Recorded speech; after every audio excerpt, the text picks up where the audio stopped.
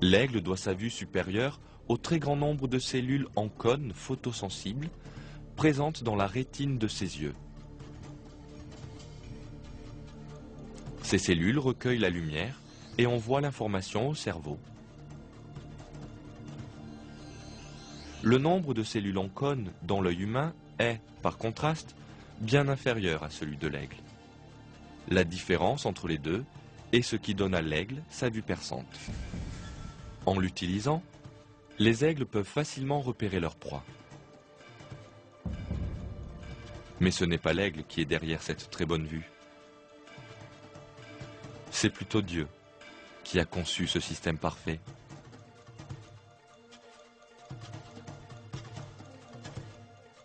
Dieu révèle cette vérité dans un de ses versets.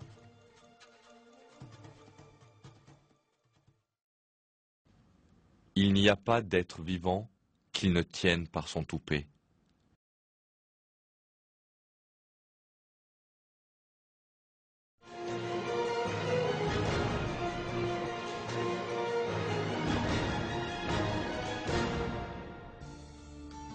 Dans ce film, nous avons été capables de vous montrer quelques-uns des signes innombrables de Dieu. Nous avons vu que lorsqu'on regarde chaque petit détail présent dans le monde, Dieu nous fait prendre conscience de son existence. Les signes de Dieu sont effectivement présents partout, en nous, autour de nous, dans la nature. Être conscient de ce fait et se le rappeler est notre responsabilité.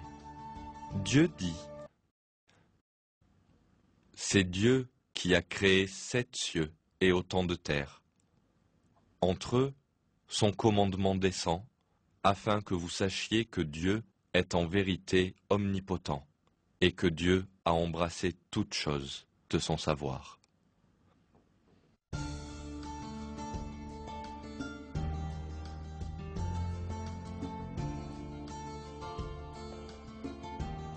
Pensez aux choses qui vous sont offertes par Dieu. Vous vivez dans un monde qui a été conçu et formé spécialement pour vous.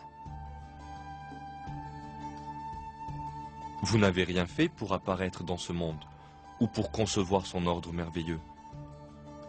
Vous n'avez apporté aucune contribution à la moindre de ces choses. Vous avez juste ouvert vos yeux, un jour, et vous vous êtes retrouvé au milieu de tous ces bienfaits. Vous pouvez voir, entendre et éprouver des sensations. Mais tout ceci n'est arrivé que parce que Dieu a voulu vous créer. En retour, il nous demande seulement de lui être reconnaissant, comme il l'affirme dans le Coran.